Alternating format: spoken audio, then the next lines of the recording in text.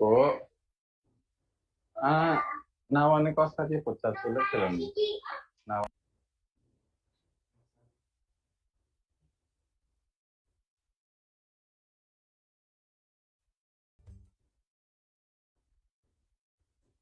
Bismillahirrahmanirrahim. Assalamualaikum warahmatullahi wabarakatuh.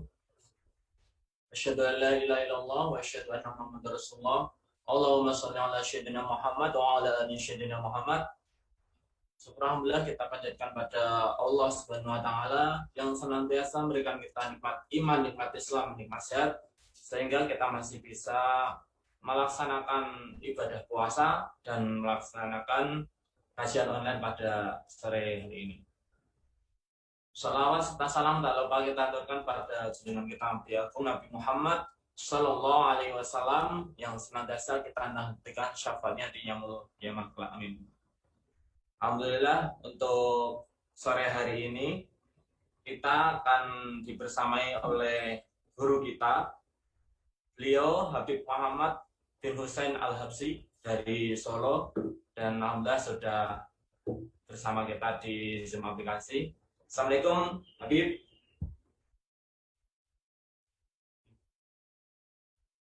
Alhamdulillah.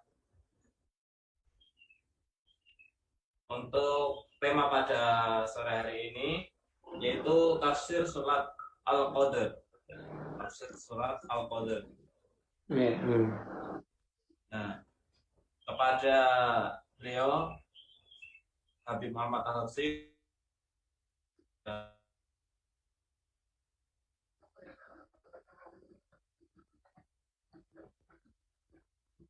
Cek, bismillah.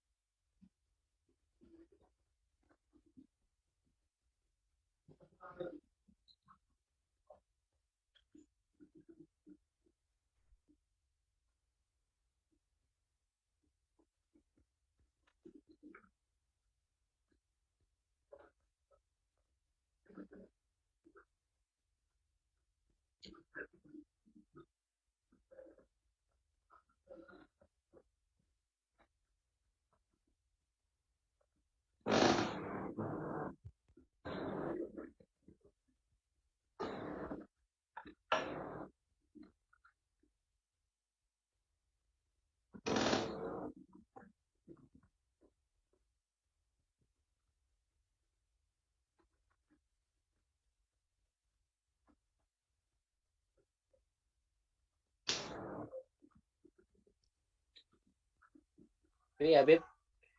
Siap. Mungkin ada kendala dari studio, Bib. Iya. Kok Jadi berhenti? baik, langsung saja, Bib, kepada Habib untuk menyampaikan materi pada saudara ini, yaitu terkait tafsir surat Al-Qadr. Pada Habib Oke. Hussein, kami persilakan, Bib. Bismillahirrahmanirrahim. Alhamdulillahirabbil alamin. Allahumma shalli wa sallim ala sayyidina Muhammadin wa ala alihi wa sahbihi ajma'in. Assalamualaikum warahmatullahi wabarakatuh. Waalaikumsalam warahmatullahi wabarakatuh. Alhamdulillah Allah SWT memperjumpakan kita semuanya di forum yang insya Allah kita yakini penuh dengan keberkahan ini. Nah, di tempat ini kita sama-sama belajar mengisi waktu kita di Ramadan untuk kita semuanya membekali diri kita dengan ilmu agar kita semuanya menjadi orang yang sukses. Sukses di bulan Ramadan ini dan sukses di dalam kehidupan kita dan sukses di dunia ini sampai sukses di akhirat nanti insyaallah. Amin amin ya rabbal alamin. Nah, surat Al-Qadr. Surat Al-Qadr itu adalah surat Madaniyah. Surat Madaniyah menurut sebagian besar ulama.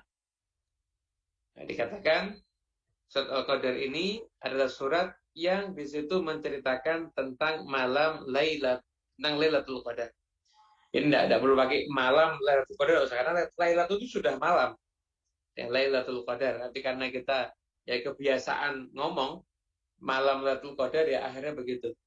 Yang benar ya malam Al-Qadar atau Lailatul Qadar. Gitu. Nah, surat ini adalah surat yang sangat istimewa. Nah, karena ini surat menunjukkan keistimewaan umat Nabi Muhammad Sallallahu Alaihi Wasallam. Nah, di surat ini dikisahkan sebagian ahli tafsir, dan sebagian ahli tafsir dikisahkan bahwasanya suatu ketika Nabi SAW itu membahas tentang ibadahnya umat-umat yang terdahulu. Umat-umat yang terdahulu itu ibadahnya luar biasa. Mereka kadang ada di antara mereka itu yang berjihad sampai 1000 bulan lamanya.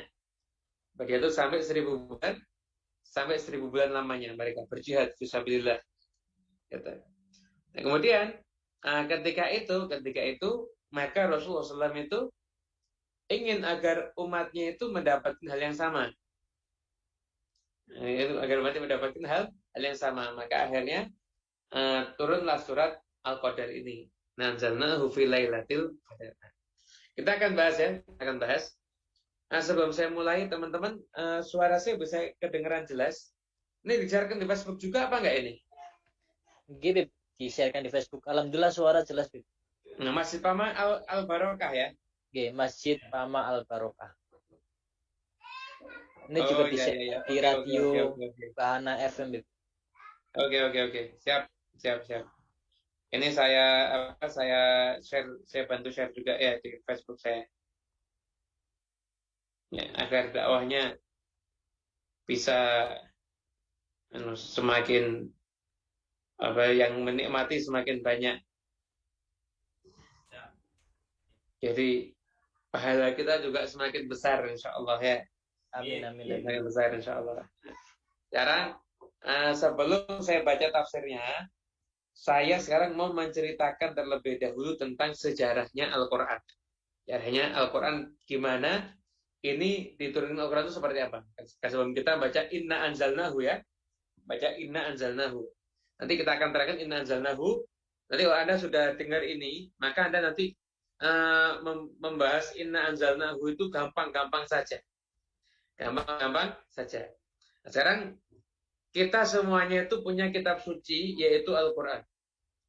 Dan ini satu nikmat yang luar biasa, kitab suci kita itu Al-Quran. Kenikmatan yang luar biasa dan kenikmatan yang tidak terhingga. Itu kita semua punya kitab suci Al-Quran. Nah, kemudian setelah itu kita semuanya ini oleh Allah Subhanahu wa taala itu diberikan keistimewaan yang kadang-kadang mungkin nggak kita pikirkan.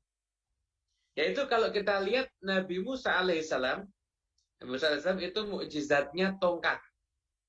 Mukjizatnya adalah tongkat. Kalau Nabi Isa alaihissalam mukjizatnya banyak.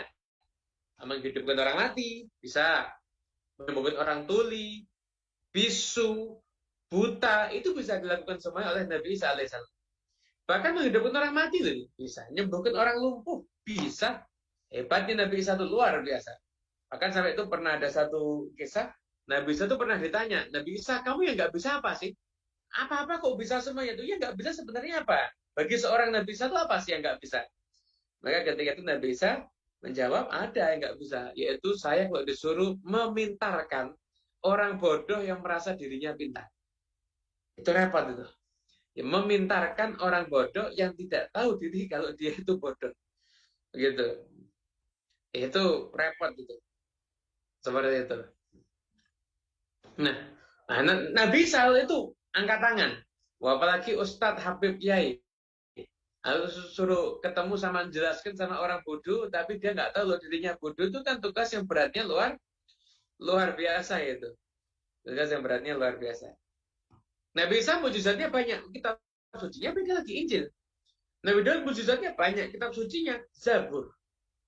Nah, Nabi Muhammad Sallallahu Alaihi Wasallam mukjizatnya yang teragung Al-Quran, dan kitab sucinya pun juga Al-Quran. Itu menunjukkan betapa istimewanya Rasulullah SAW, karena mukjizat beliau bukan hanya beliau yang memiliki, namun juga dimiliki oleh kita semua selaku umat Nabi Muhammad SAW. Saya nanya nih. Tongkat Nabi Musa itu yang hebat, Nabi Musanya atau tongkatnya? Nanya nih, nanya. Dua-duanya pasti. Pasti. Tapi intinya di Nabi Musanya atau di tongkatnya? Nah, ini, saya kalau ngaji Zoom itu senang dua arah. Jadi mau tidak mau harus fokus semuanya. Anda yang lewat Zoom kan Anda bisa menjawab. Menurut Anda yang intinya itu tongkatnya atau Nabi Musanya menurut Anda? Jawab ya. Oh, ketik di komentar. Harus aktif ini. Kan ada. Oh, Nabi Musa aja, banyak kok. Ya kalau nggak aktif, ngajinya nggak serius. Harus saya serius. Nabi Musanya atau tongkatnya yang istimewa? Nabi Musanya. Nah, umpama Mas Diki, kalau yang tongkatnya Mas Diki, terus buat belah lautnya sekitar Kalimantan Timur itu, kira-kira terbelah apa enggak Mas Diki? Enggak terbelah, Bib. Enggak terbelah. Iya ya. Terus yang istimewa apa?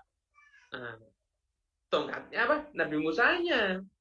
Jadi kalau yang megang orang lain mungkin efeknya tidak seperti Nabi Musa, tapi kita yakin tongkat itu barokah, yakin kita. Gitu. Nah, tapi kalau Al-Quran ini luar biasa. Ini kitab suci yang Allah berikan kepada Nabi Muhammad SAW. Nabi Muhammad sampaikan kepada umatnya, bahkan di zaman Khalifah Abu Bakar As-Siddiq, kitab suci ini mengalami proses tashif, yaitu dijadikan satu mushaf. Nah, jadi dulu Al-Quran ini, Anda mungkin bingung. Quran ini turunnya kapan? Kok ada ayat Syahrul Ramadan alladzi unzila fihil Quran. Bulan Ramadan adalah bulan yang di dalamnya diturunkan Al-Quran.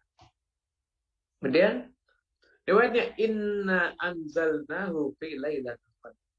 Sesungguhnya kami menurunkan Al-Quran itu di saat Lailatul Qadar. Nah, di sini menunjukkan apa? Lailatul Qadar itu adalah bulan Ramadan. Jadi ada pendapat yang mengatakan Lailatul Qadar itu ada di sepanjang malam. Jadi nggak sepanjang tahun untuk ada Lailatul Qadar. Ataupun Lailatul Qadar itu dikatakan hanya ada di misalkan hanya ada di bulan-bulan yang lain, hanya di Ramadan, keliru. Jadi Lailatul Qadar itu ada di Ramadan. Kenapa? Karena satu ayat Nabi mengatakan Syahrul Ramadan alladzi unzila fihil Quran.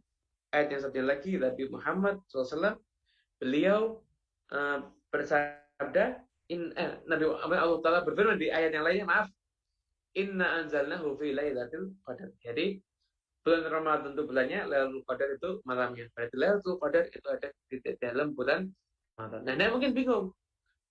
Kok turunnya semalam? Kan turunnya lama itu. Ada satu ayat, ada turun satu surat, kan lama. Kenapa kok dibilang turunnya di Lailatul Qadar aja? Jadi Al-Quran itu mengalami proses turun, itu bukan cuma sekali. Pertama, Quran itu tempatnya di Lauhil Mahfuz. Bal huwa Qur'anun Majid fi Lauhil Mahfuz. Quran itu awalnya di Lauhil Mahfuz. Kemudian turun Al-Quran ini sampai ke langit dunia. Dari langit dunia, kemudian Al-Quran ini diturunkan selama bertahap selama 23 tahun kepada Rasulullah SAW. Proses turunnya Al-Quran itu malaikat Jibril mendatangi Nabi Muhammad SAW. Jibril mendatangi Nabi. Pada setelah itu malaikat Jibril alaihissalam kemudian menyampaikan menyampaikan wahyu ilahi tadi, menyampaikan seperti itu. Nah, sampai akhirnya Al-Quran ini diturunkan komplit total kepada Rasulullah SAW. Maksudnya berat, kadang Nabi SAW mendengarkan suara seperti lonceng, kadang itu badannya gemetar, kadang juga di dalam mimpi itu ada. Ada juga yang Allah ketemu langsung sama Nabi Muhammad. Ada yang Allah berjumpa langsung dengan Rasulullah SAW. Kapan? Ketika Isra wal Mi'raj. Maka di situ Allah juga memberikan 2 ayat kepada Rasulullah SAW, yaitu 2 ayat terakhir surat Al-Baqarah. Jadi semua ayat itu bagi perantara malaikat Jibril, kecuali 2 ayat terakhir surat Al-Baqarah itu langsung dari Allah kepada Nabi Muhammad SAW. Makanya barang siapa di malam hari baca 2 ayat terakhir surat Al-Baqarah, maka dihitung dianggap seperti beribadah sepanjang malam karena keistimewaan 2 ayat terakhir surat Al-Baqarah. Dan kita nggak kehilangan keistimewaan tersebut ya. Jangan sampai kita jadi orang yang rugi karena nggak mendapatkan keistimewaan tersebut. Gitu. Jadi Nabi Rasul itu dapat Quran berat. Nabi pernah kadang gemetar. Kata Rasulullah SAW itu kadang sampai itu pernah suatu ketika ini kisahnya Zaid bin Thabit itu ketika Nabi Rasul lagi mendapatkan wahyu. Zaid bin Thabit itu posisinya lututnya nempel dengan lututnya Nabi Muhammad. Jadi lututnya nempel dengan lututnya Rasulullah SAW. Nah, ketika lututnya itu nempel dengan lututnya Rasulullah SAW, maka ketika itu Zaid mengatakan ketika Nabi dapat wahyu, Nabi itu berpikir, maka aku merasakan lutut itu seakan-akan mau pecah. Nah, kalau itu sahabat Zaid itu sampai seperti itu, lalu Quran ini sampai kepada kita tentunya bukan dengan mudah, tapi dengan penuh perjuangan yang dirasakan oleh Nabi Muhammad, dan agar Quran ini bisa diberikan kepada kita semuanya. Bahkan zaman Sayyidina Abu Bakar As-Siddiq, nah di saat itu,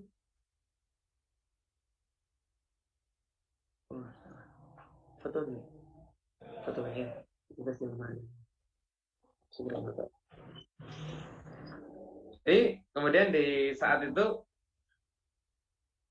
banyak, jadi Quran itu kan belum dijadikan satu buku. Jadi Anda tahu Quran itu dulu nggak ditaruh di buku. Jadi sahabat itu punya. Ada yang punya lembaran kertas, ada yang ditaruh di kain, ada yang taruh di mana. Pokoknya sahabat ada yang punya 10 ayat, ada yang punya 5 ayat, ada yang punya 20, ada yang punya 100, dan lain sebagainya. Nah, ketika itu ahli Quran ada beberapa yang meninggal dunia. Sayyidina Umar bin Khattab mendatangi Nabi Muhammad, mendatangi Sayyidina Abu Bakar As-Siddiq. Ini telah wafatnya Nabi. Umar bin Khattab mendatangi Sayyidina Abu Bakar As-Siddiq. Kemudian mengatakan kepada Sayyidina Abu Bakar As-Siddiq, ya Abu Bakar, ya Khalifahnya Rasulullah, aku melihat ahli-ahli Quran sudah banyak meninggal. Saya takut nih. Mana kalau Quran ini kita kumpulkan menjadi satu. Biar ini nggak sampai hilang. Tulis jadi satu dah. Nah, kata Sayyidina Abu Bakar, kamu mau ngajak aku untuk berbuat sesuatu yang nggak pernah dilakukan sama Nabi? Nggak mau aku. Akhirnya dirayu sampai akhirnya Allah melapangkan dadanya Sayyidina Abu Bakar As-Siddiq. Datang kepada sahabat Zaid dirayu, akhirnya mau. Awalnya nggak mau. Persis ucapannya sebagaimana ucapan Sayyidina Abu Bakar, kamu mau mengerjakan sesuatu yang nggak dilakukan sama Rasulullah. Gitu. Akhirnya dirayu, akhirnya mau. Dikumpulkanlah Quran. Ya, proses pengumpulan Quran itu, sang ditulis itu semuanya harus riwayatnya mutawatir. Jadi nih, umpama ya.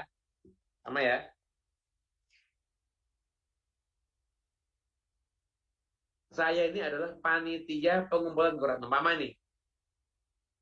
Tiba-tiba Mas Diki stop. Muhammad, saya punya nih ayat.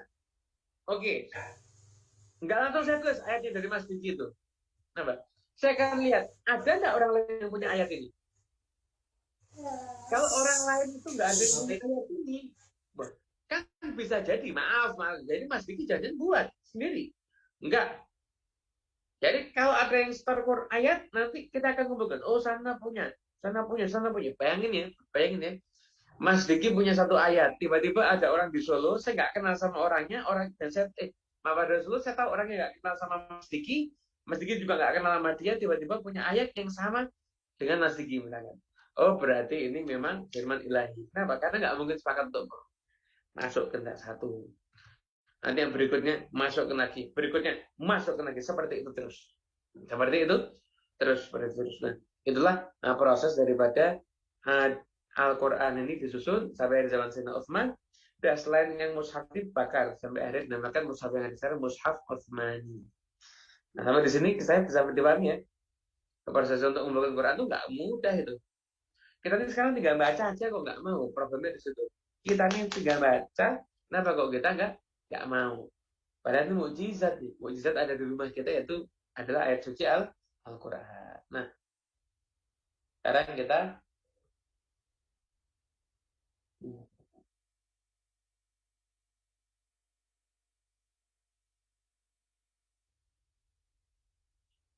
sekarang kita akan mulai membaca ayatnya ya, membaca ayat.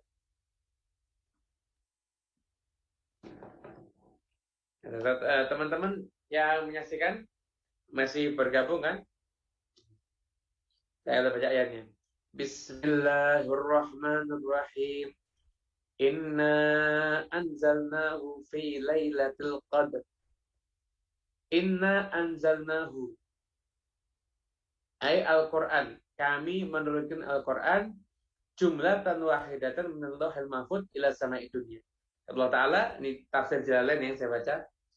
Kami menurunkan Al-Quran itu sekaligus dari Lauhil Mahfuz ke langit dunia. Kapan? Fi lailatul qadr, di malam Al-Qadr. Ada apa? Malam asyaraf, malam yang penuh kemuliaan, malam yang penuh dengan keagungan. Pada saat diturunkannya ayat suci Al-Quran. Nah, kalau ada ayat menggunakan inna, diawali dengan inna, sesungguhnya, maka itu ayat adalah ayat-ayat yang penting. Jadi materi muatannya itu penting. Kita lihat aja dah. Dalam bahasa Arab itu ada yang namanya taukid. Taukid itu artinya penguat. Nah, huruf inna di depan itu termasuk taukid. Umpama nih, saya mau bicara sama Mas Diki. Mas Diki, saya ada kabar serius. Nah, itu kita bicara sesungguhnya. Harus percaya ya Mas Diki. Ini benar, saya sungguh-sungguh ini. Ada kabar begini dan lain sebagainya. Itu Mas Diki pasti lebih. Oh, ini urusan penting ini. Terus saya ngomong, ada kabarnya begini. Ya udah, berarti dengan urusannya sepele. Inna anzalna, sesungguhnya kami menurunkan Al-Quran jumlatan wahidatan sekaligus dari Lauhil Mahfuz ke langit dunia fi lailatul qadr, di malam yang penuh dengan keluhuran, penuh dengan keutamaan. Penuh dengan keutamaan gitu. Itu jadi dari Lauhil Mahfuz ke langit dunia.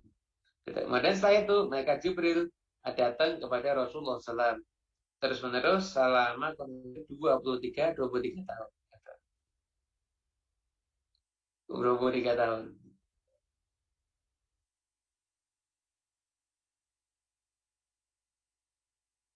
Nah, kemudian setelah itu mungkin ada yang nanya, Ustadz, entah Habib, kenapa kok enggak dari Lauhil Mahfuz Quran langsung kepada Nabi Muhammad, kan bisa? Nah, dikatakan di situ, itulah menunjukkan bahwasanya Quran itu punya kemuliaan dan kehebatan yang luar biasa. Kenapa kok Quran itu harus dari alamul ulwi yang tinggi, Lauhil Mahfuz, kemudian alamul sufli yang langit dunia, setelah itu baru kepada manusia? Kenapa? Biar tingkatan-tingkatan alam ini semuanya dapat berkah Quran. Alam yang ini pernah dapat, alam yang baik ini juga pernah dapat, kemudian setelah itu baru kepada alam dunia ini. Nah, mendapatkan semua keberkahan Al-Quran. Gitu ya. Al-Quran. Masya Allah.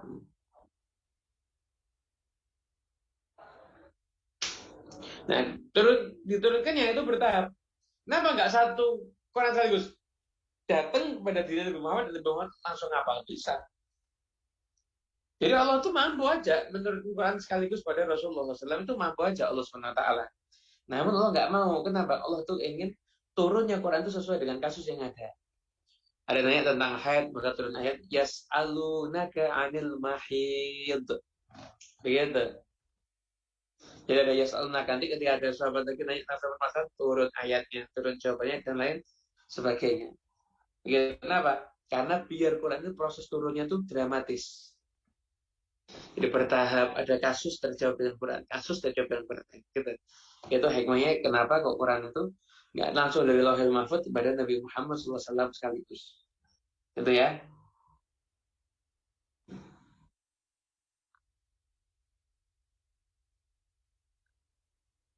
Kemudian setelah itu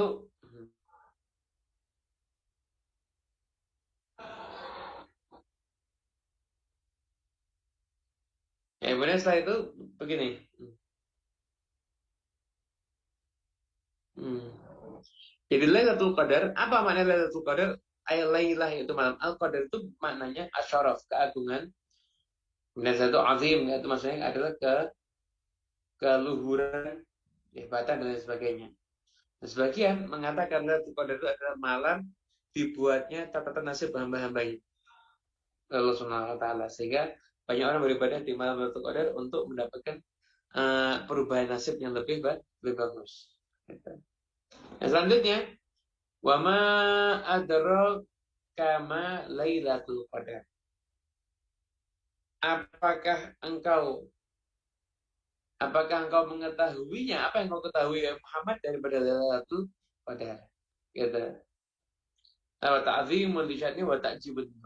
Itu apa? Konsep Allah SWT untuk menunjukkan keagungan daripada Lailatul Qadar. Jadi Allah tunjukkan ini dulu. Ini penting. Tahu nggak isinya apa? Umpama ya. Saya datang ke rumahnya orang. Kemudian orangnya sudah di depan. Dan di depan, udah kamu bawa. Dan saya ini kamu bawa. Tapi kalau langsung saya datang ke orang, tahu nggak ini titipannya Pak? Ini penting. Ini luar biasa. Ini titipannya adalah dibukakan. Wah, memang titipannya misalkan uang 1 koper misalkan. Saya kan lebih berhati-hati. Nah, betul juga ketika Allah menyampaikan, tahu nggak apa itu Lailatul Qadar? Lailatul Qadar itu adalah malam yang Allah agungkan, Allah istimewakan. Allah jadikan malam ini adalah malam yang mana banyak sekali hamba Allah yang terbebas daripada siksa api neraka ketika Lailatul Qadar.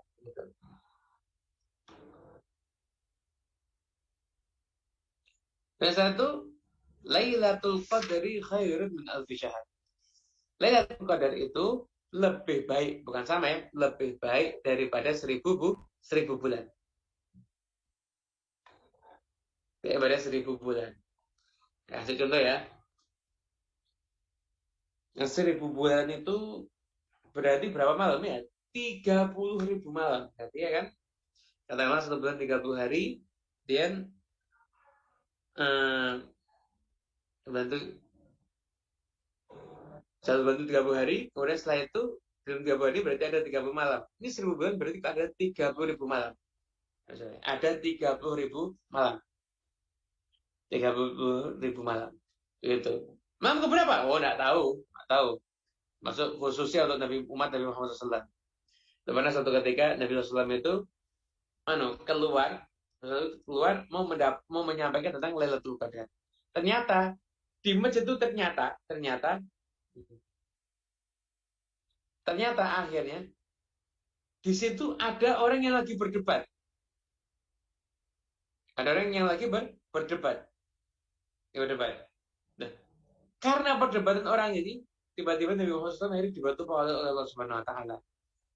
Dan saya tuh karena Nabi SAW, saya sebenarnya dari sini untuk mau menyampaikan Lailatul Qadar, tapi karena ada yang berdebat, akhirnya saya lupa. Dan ini insya Allah yang terbaik. Pokoknya kamu cari di 10 malam yang terakhir. Itu malam yang terakhir, gitu ya.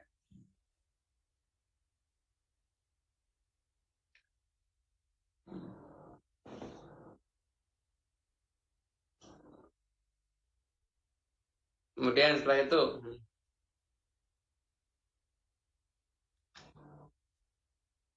tentang Lailatul Qadar ini juga ya. Jadi itu malam yang setelah 30.000 malam yang lainnya. Anda bisa bayangkan satu malam Anda dapat amal soleh seperti 30.000 malam. Itu ketika Anda beribadah di malam di Lailatul Qadar, gitu ya, Lailatul Qadar. Gitu. Ya, karena kisah Lailatul Qadar itu luar biasa. Nah, kita semuanya itu kalau umpama kerja dapat gaji 1 juta, ada satu malam kerjanya dapat gaji dilipat gandakan 30.000. Berarti 1 juta tambah 3 kali 30.000 berarti berapa? 30 M. Bisa bayangkan ya. Anda biasa kerja semalam 1 juta, khusus malam ini Anda kalau kerja dapat 30 M, itu kira-kira berangkat semua apa enggak itu? Berangkat semua ya? Berangkat semuanya itu. Ada yang kelewatan enggak? Ada yang bakal absen nggak? Ada yang bakal pergi nggak?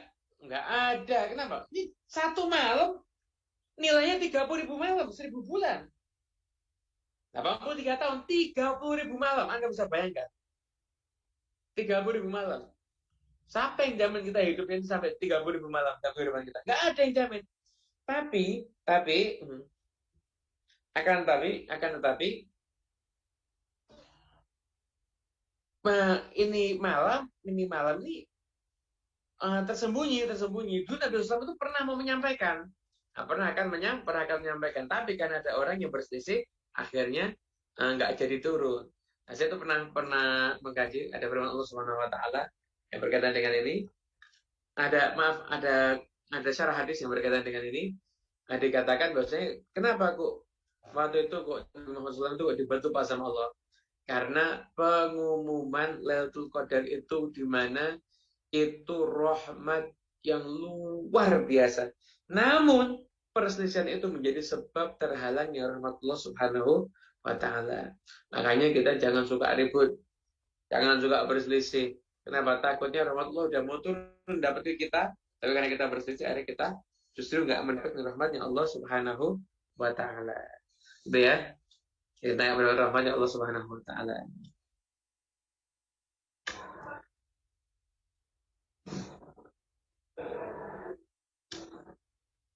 Paham ya?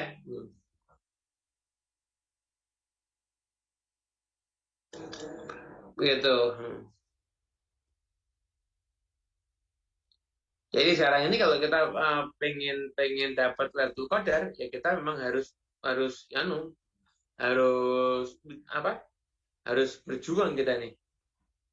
Dan ini harus berjuang. Berjuang untuk apa? Berjuang agar kita ini bisa jadi orang yang memang pantas dan layak untuk mendapatkan Lailatul Qadar. Berjuang. Kenapa? Cari malam ini dan seterusnya. Dan seterusnya. Itu kalau nanti kita seperti itu ibadah, nanti kita akan bisa mendapatkan Lailatul Qadar. Intinya orang itu katakan yang dapat Lailatul Qadar itu kalau dia setelah isanya berjamaah, dan itu kemudian dia sudah berniat subuh berjamaah. Begitu dia berada dalam koridor orang yang seperti itu, jadi isanya berjamaah, berniat subuh berjamaah juga di antara ini, maka kalau itu malam adalah Lailatul Qadar, maka insya Allah dia termasuk orang yang mendapatkan Lailatul Qadar. Simpel ya. Simpel, tapi jadi kalau Anda tuh tiap malam isanya berjamaah, sudah berjamaah, insya Allah Anda termasuk calon orang yang akan mendapatkan Lailatul Qadar. Gitu.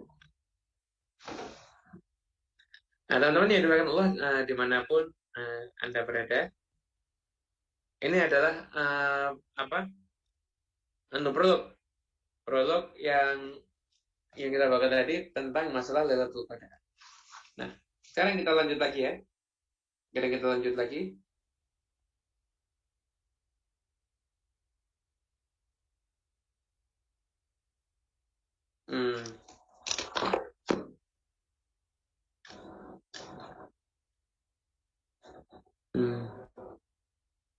Oke, nah kemudian setelah itu di sini di tafsir As-Sawi caranya jalan ini menarik. Imam Sawi ada dialog tanya jawab gitu. Imam Sawi bertanya, kok seakan-akan seperti orang yang bertanya, kenapa ya kok kita ini umat ini nggak jadi dapat informasi Lailatul Qadar hanya karena orang yang berselisih. Terus Nabi mengatakan, ya ini yang terbaik. Kenapa? Padahal itu kan kita nggak jadi dapat info tentang Lailatul Qadar. Kok malah Rasulullah SAW bilangnya itu yang terbaik. Kenapa? Karena ketika itu Nabi SAW itu sudah mau menyampaikan. Namun ketika akhirnya ada yang berselisih, maka itu tidak disampaikan sama Nabi. Tapi ini yang terbaik. Kenapa? Satu, kamu bisa mencari setiap malam. Jadi tidak mau kamu ibadah terus. Yang kedua adalah ketika kamu gak jadi dapat rahmat tapi kamu ridho dan pasrah terhadap rahmat tersebut, maka keridhoanmu itu adalah rahmat yang mungkin jadi lebih besar daripada nilai rahmat yang kamu ridho ketika yang kamu ridhoi ketika kamu tidak mendapatkannya. Gitu. Kemudian setelah itu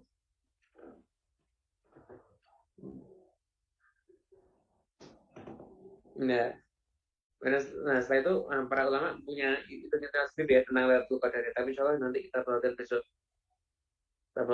Nah, sekarang ini yang paling penting adalah kita tahu tafsir daripada suratnya ya. Lailatul Qadri khairun min alfi syahr. Malam Al-Qadar itu lebih mulia daripada 1000 malam, yaitu 1000 bulan. 1000 bulan orang yang beramal soleh, bahkan soleh apapun juga, mau sholat, mau ngaji, mau sedekah, maka amal soleh itu akan dilipat gandakan oleh Allah Subhanahu wa taala hingga akhirnya terus pahala yang berlimpah apabila amal soleh dikerjakan ketika Lailatul Qadar. Masya Allah dilipat gandakan sekalipun orang sedekah sedikit seperti orang itu sedekah selama 30.000 malam. Orang sholat dikit sunnah, jika dia sholat seperti sholat 30.000 malam. Ini kan satu keistimewaan yang Allah berikan kepada umat Nabi Muhammad SAW. Gitu. Dan tanazzalul malaikatu warruhu fiha bi'idni rabbihim min kulli amr. Tanazzalul malaikatu, maka turunlah para malaikat, warruhu, dan ruh, yaitu malaikat Jibril. Jadi kalau ada ruh di dalam Al-Quran itu seringkali itu bisa bermakna malaikat Jibril. Fiha, di mana Lailatul Qadar itu, bi'izni rabbihim, dengan perintah Allah, min kulli amr, dengan sekian banyak ketentuan. Ada apa? Nasib manusia itu diaturnya ketika Lailatul Qadar. Salamun hiya hatta matla'il fajar.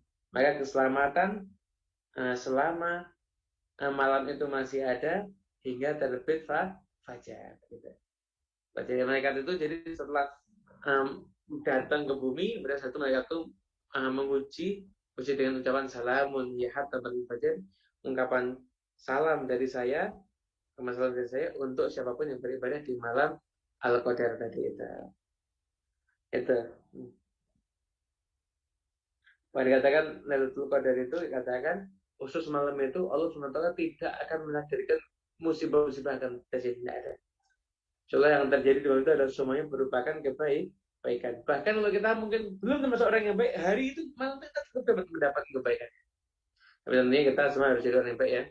Mari kita mengejar Lailatul Qadar. Yang mengejar Lailatul Qadar kenapa? Ini malam lebih mulia dibandingkan 1000 malam. Dibandingkan 1000 bulan, ada 1000 kali 30 berarti 30.000 malam. Dan bayangkan satu malam yang istimewanya seperti itu. Dan menunjukkan istimewanya Lailatul Qadar. Sampai kita kehilangan tak dapat Lailatul Qadar. Kita selalu dapat Lailatul Qadar insyaallah. Amin amin ya rabbal alamin. Lanjutnya ada yang mau ditanyakan? Silakan sesi tanya jawab dulu. Monggo. Mungkin dari jamaah di Zoom atau dari live dari Facebook, silahkan yang ingin bertanya. Insyaallah dipantau seperti ini dari admin. Oke, kita pantau ya. Mas Diki, silakan. Bib, izin bertanya, Bib. Siap, Mas Diki. Tadi disampaikan sama Bib kalau salah satu caranya untuk mendapatkan malam Lailatul Qadar dengan banyak ibadah, misalkan mungkin berbanyak sholat atau baca Al-Quran atau bersedekah. Nah, gimana Bib ketika kita itu pas kondisinya masuk malam, Bib? Kita kan berangkat dari sore, pulangnya pagi. Nah, amalan apa sih Bib yang bisa kita lakukan ya waktu kita bekerja tapi kita tetap bisa mendapatkan malam Lailatul Qadar itu, Bib? Ya. Bismillahirrahmanirrahim. Pertanyaan yang bagus, pertanyaan yang kritis. Jadi begini, kita semuanya kayaknya sudah mainstream ya, Jadi kalau orang itu kalau mau dapat Lailatul Qadar, dia malam itu harus ibadah. Itu sudah mainstreamnya seperti itu. Padahal ketika orang itu dia sholat isya-nya berjamaah, subuh berjamaah aja udah dapat. Udah dapat Lailatul Qadar, insya Allah. Jika memang benar-benar diterima oleh Allah Subhanahu wa Ta'ala. Nah, jadi ibadah itu ternyata Mas Diki bukan cuma kita sholat ataupun puasa. Ada sambil kerja, ada sambil pikir. Bisa tuh ada ibadah. Bersama kabar baca la ilaha illallah. Bisa ya. Kemudian setelah itu kalau memang ada nggak bisa sama sekali, karena udah keadaannya itu maaf cacat, keadaannya itu cacat, maka Anda bisa kerjakan sholat sebisa Anda. Asal itu tetap harus dikerjakan, tidak boleh diting. Jadi kalau Anda suami pergi ke misalkan ke Perancis, sudah itu naik kapal layar, itu nggak ada peralatan salat dan sebagainya. Ada saatnya pun juga ada yang ada kiblat yang mana juga menentukan sendiri. Seperti itu. Nah kalau maaf saya ulangi tadi biar nyambung. Jadi ibadah itu kan rata-rata orang mengatakan ibadah itu amal-amal dohir, amal-amal dohir. Tetapi ibadah itu juga termasuk ketika Anda kerja, itu juga ibadah. Anda nyari apa yang halal bisa. Atau Anda ketika kerja Anda sambil zikir juga Anda bisa. Bahkan ketika Anda niat malam ini saya tidak mau maksiat, Anda ibadah itu. Kenapa? Karena sehebat apapun orang sholat, kalau di malam itu dia menggujing orang lain sebanyak-banyaknya, tetap dia nggak istimewa. Jadi untuk yang kerja, ada teman-teman yang kerja online juga, ojek online. Itu kalau pas malam akhir itu kan pas rame-ramenya tuh. Sedangkan dia harus ada keperluan itu lebih harus dicukupi. Lalu dia nggak kerja gimana? Memakan apa keluarganya? Nah, akhirnya itu dia kerja di malam itu, tapi sambil zikir, sambil sholawat. Nanti misalkan tetap kalau bisa sholatnya isya di masjid, kalau bisa yang ojek online ya. Kalau Mas Diki mungkin kan gambarnya beda lagi. Sholatnya di masjid nanti itu nggak usah tarawih, ya dia kerja lagi, tidak ada masalah. Nanti tarawih sendiri ada di rumah ketika dia sudah selesai kerja. Itu ibadah. Jadi ibadah itu banyak sekali jumlahnya, bukan hanya sekedar ibadah sholat, baca Quran, bukan cuma itu, tapi banyak sekali gambaran ibadah. Ada perempuan yang haid nanya, ini saya gimana kalau pas satu malam ini saya berusaha untuk mencari Lailatul Qadar? Bisa. Kamu melayani suami, melayani anak, memikirkan makannya suamimu, kamu zikir, mendengarkan pengajian, mendengarkan hadis, itu macam-macam. Itu sebenarnya termasuk ibadah. Pada hari ini saya nggak mau menggujung orang lain, hari ini saya mau memaafkan semua orang yang berbuat salah kepada saya. Itu pun juga termasuk ibadah. Jadi jangan fokus Ramadan itu hanya menambah amal soleh, juga jadikan Ramadan Anda adalah untuk meninggalkan perbuatan maksiat. Maka itu pun juga termasuk intinya ibadah. Gitu. Itu mungkin harus tinggi. Syukron, Beb. Ada yang tanya melalui Zoom. Bagaimana cara mengetahui kalau sudah masuk Lailatul Qadar dan apa ciri-cirinya? Kalau itu malam Lailatul Qadar. Ya, begini ciri-cirinya. Jadi sebagian kita turas itu mengatakan begini. Seringnya itu ciri-ciri justru kelihatan nampak di siangnya. Di siangnya itu matahari nggak menyengat banget. Matahari itu biasa, udaranya sejuk, dan setelah itu hawanya enak. Itu semalam adalah Lailatul Qadar. Gitu. Tapi di malamnya itu jarang ada suara anjing kok. Sekarang aja sudah jarang suara anjing ya. Jadi untuk yang sifat doyannya itu nggak banyak ini. Para ulama nggak banyak menjelaskan. Ada yang bilang itu kok ada suara anjing, nggak ada suara keledai, maka itu berarti saatnya turun malah malaikat dan membawa Lailatul Qadar gitu.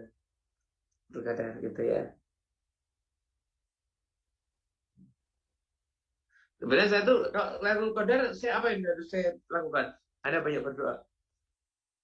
Allahumma innaka afuwun tuhibbul afwa fa'fu anni. Allah, Engkau adalah zat yang maha pemaaf, maka berikanlah maafmu kepada kami semua. Allahumma innaka afuwun tuhibbul afwa fa'fu anni. Jadi Lailatul Qadar itu sebenarnya kelihatan di siangnya, dan malamnya itu malam yang terang.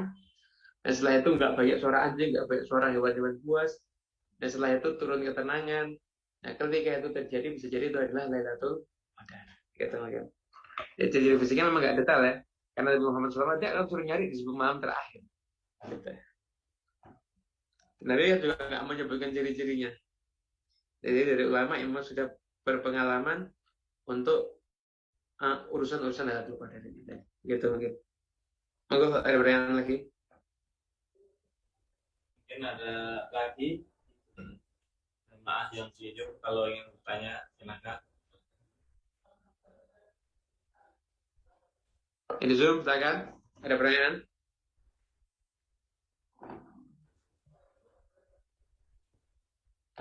Oh, silakan. Masih Anut, belum ada? Belum ada. Yang di Oke. belum ada. Belum ada. Nah, ini pertanyaan misalkan ada yang di luar tema pun juga enggak apa-apa ya, bebas-bebas saja. Ya. Boleh kan Mas Andi? Siap. Saya Nah, tadi. ya. Nggak ada masalah ya. Terus ada pertanyaan di luar tema juga nggak ada masalah ya.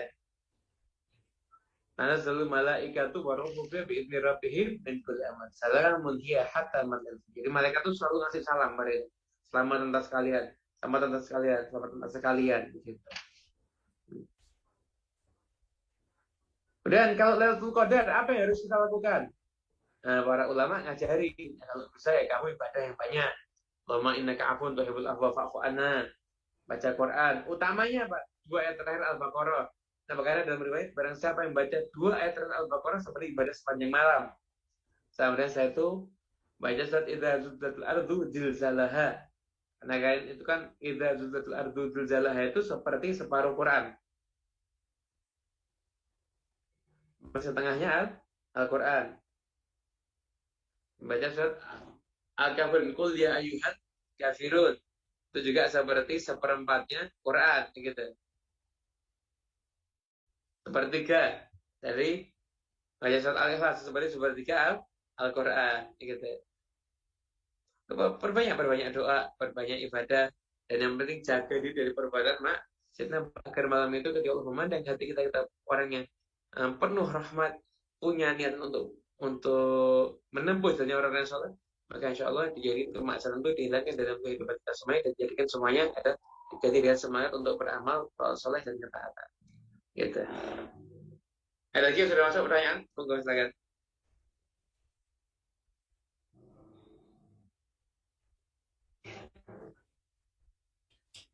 Untuk ini mungkin pas waktu malam Lailatul Qadar itu apakah semua kebaikan itu akan dilipat gandakan atau gimana? Nah, para ulama Sufyan dan Uyainah mengatakan yang dilipat gandakan itu semua kebaikan. Sedekah Anda nilai seperti Anda sedekah 1000 bulan alias 30.000 malam. Puasa Anda di hari itu seperti Anda puasa 1000 bulan 30.000 malam. Untuk siapa? Untuk mereka yang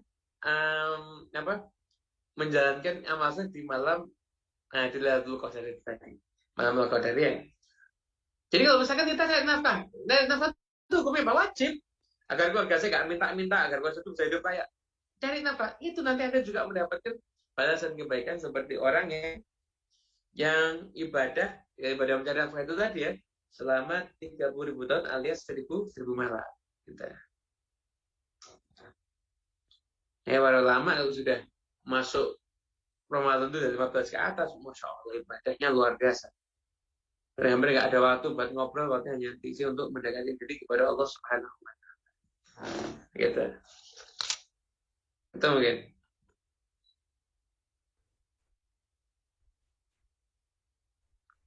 Ya, Mas Diki, Mas Andi. Ini ada lagi. Bagaimana tanda kita itu mendapatkan malam Lailatul Qadar tersebut dan bagaimana kita menyikapi setelah mendapatkan malam Lailatul Qadar tersebut? Kalau setelah malam itu kita jadi orang, jadi gini.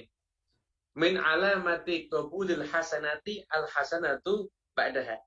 Di antara tanda diterimanya amal kebaikan seseorang adalah dia dimudahkan untuk berbuat kebaikan yang selanjutnya. Kalau dia berbuat kebaikan yang selanjutnya itu mudah dia, maka berarti dia insya Allah adalah orang yang calon akan mendapatkan kebaikan. Ya, kalau dia memilih itu dia mudah untuk amal soleh, gitu dia mudah setelah itu, maka dia orang yang dapat kebaikan. Nah, tandanya apa? Kalau dapat Lailatul Qadar, dia senang baca Quran, jadi senang zikir, jadi senang ngamal sunnah, itu dia dapat insya Allah. Nah, karena dia jadi tambah kebaikannya dia di malam Lailatul Qadar itu dibahas oleh Allah SWT dengan dia dimudahkan untuk berbuat kebaikan terus sampai akhirnya masuk ke surganya Allah Subhanahu wa taala. Gitu. Itu mungkin. Untuk pertanyaan yang selanjutnya, Bib. Siap. Apa hukum memegang atau membaca Al-Quran dalam kondisi wudhu, dan misalnya kita nggak wudhu itu apa tidak diperbolehkan untuk memegang Al-Quran? Iya. Gimana? Apa hukum untuk kita itu waktu wudhu kemudian membaca Al-Quran, kemudian di saat kita nggak wudhu kita megang Al-Quran, itu hukumnya gimana? Ya, jadi Al-Quran itu Allah Subhanahu wa taala berfirman, la yamassuhu illal mutahharun. Jangan menyentuh Al-Quran kecuali kamu dalam keadaan suci. Maksud itu maksudnya apa ya? Kamu jangan tangannya najis, dan itu kamu juga jangan berhadas. Nah, kalau kamu hadas kecil atau hadas besar, kamu jangan megang Quran dulu. Kamu ambil air wudhu, kalau memang kamu hadas kecil, atau kamu mandi kalau memang kamu hadas besar, satu baru kamu silakan pegang Quran. Pegang Quran nggak ada masalah. Tapi tadi harus suci. Makanya kan ayatnya bala ya masuk itu mutahharun, tidak ada yang menyentuhnya kecuali orang-orang yang suci. Begitu. Kemudian untuk ini yang pertanyaan selanjutnya, Lailatul Qadar itu selama maghrib hingga subuh atau hanya sesaat, mungkin pas waktu jam 12 malam atau jam 1 malam? Lailatul Qadar, malam kehormatan atau keistimewaan itu berlangsung semalam. Jadi kalau malam itu kita istimewakan dengan ibadah, maka di malam itu kita akan jadi orang yang layak dapat Lailatul Qadar. Jadi berlaku sepanjang malam gitu. Jadi bukan cuma sesaat, nanti tambah susah lagi nyari. Udah 30 hari suruh nyari aja susah, apalagi dalam satu malam tarik lagi, tambah susah lagi. Tidak ada masalah. Nah, jadi begitu. Jelas ya? Jadi bukan sesaat ya, tapi memang ada di sepanjang malam itu. Kalau Anda doa di malam itu, doanya insya Allah diijabah oleh Allah Subhanahu wa taala.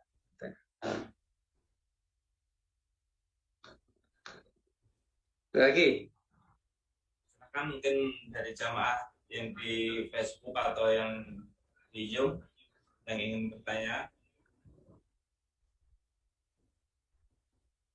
Alhamdulillah. Tadi keterangan bisa dipahami dengan jelas tidak?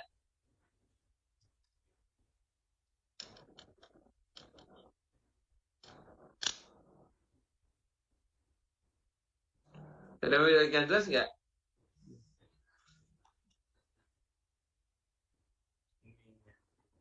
Alhamdulillah. Jelas ya?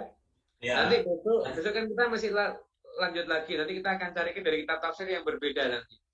Siap. Dia punya sudut pandang tentang Lailatul Qadar yang istimewa lagi lainnya. Para ulama kan memang jadi ciri-cirinya tuh malah lebih banyak terjadi di siangnya. Siangnya tuh nggak terlalu menyengat matahari, hawanya sejuk, enak. Jadi. Ini untuk ada lagi yang bertanya, Bib. Al-Quran kan sebagai mujizat yang Nabi Muhammad yang mengatakan jika kita menghafal Al-Quran dapat menambah kecerdasan logikanya, seperti apa itu? Misalnya logika kecerdasan itu kecerdasan yang seperti apa, untuk jamak atau mungkin kecerdasan tertentu?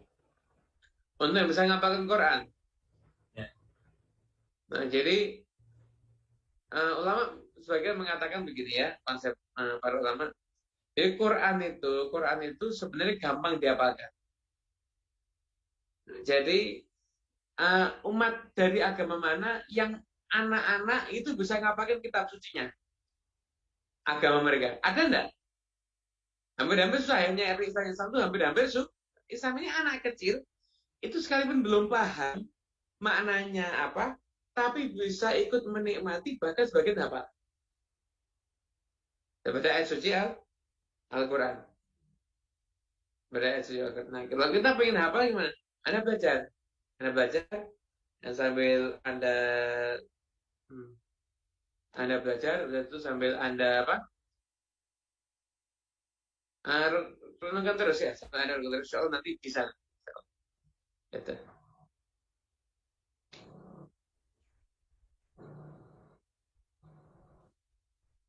Alhamdulillah, mungkin ini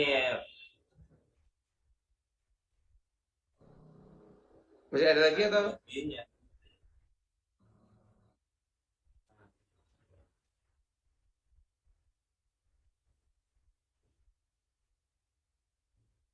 ada lagi?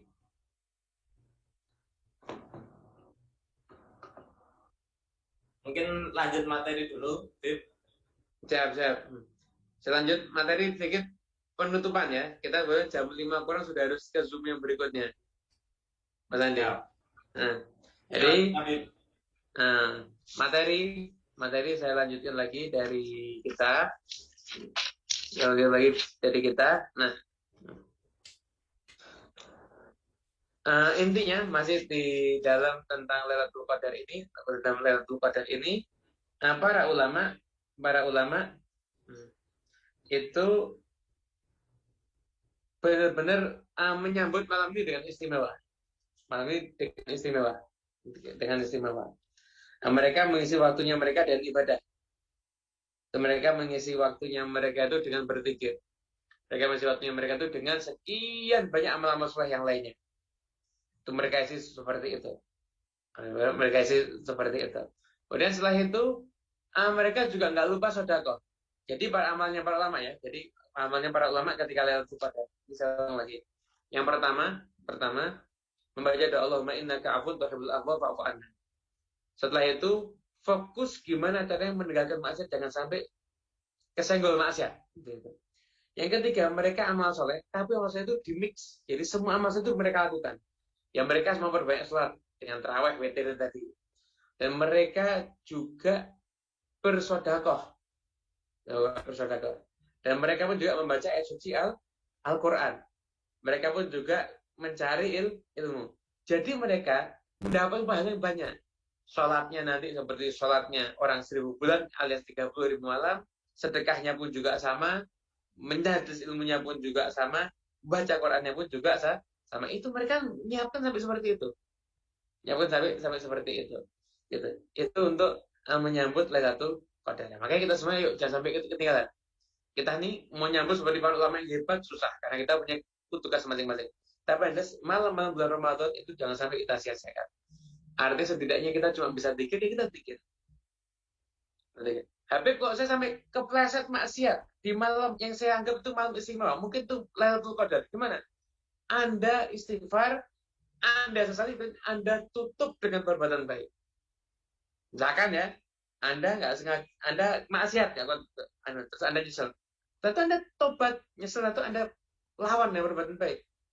Tadi sudah masih karena saya harus beramal soleh. Kalau Anda punya harta ya Anda sedekah. Anda punya harta ya udah. Pokoknya Anda memperbanyak zikir.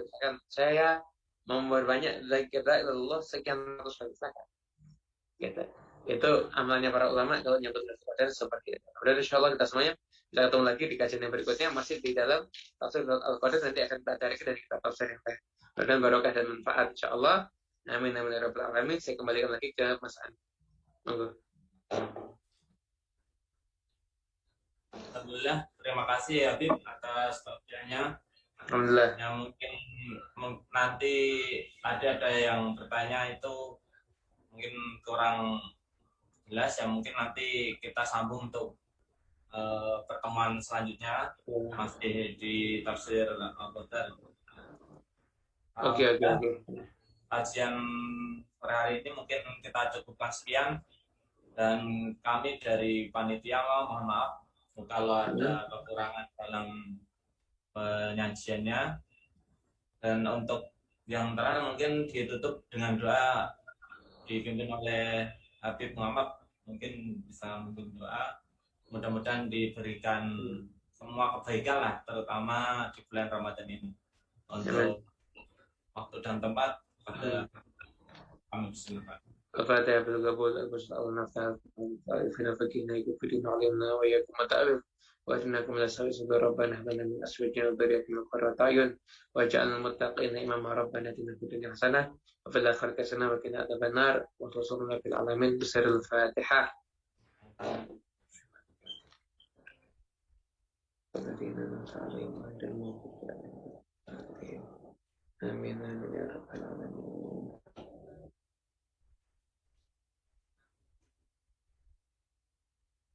Mungkin cukup sekian dari kami. Mudah-mudahan apa yang kita lakukan dan kajian sore hari ini menambah kebaikan dan keberkahan untuk kita dan bernilai ibadah. Sekian dari kami, kurang lebihnya kami minta maaf. Wassalamualaikum warahmatullahi wabarakatuh. Waalaikumsalam. warahmatullahi wabarakatuh.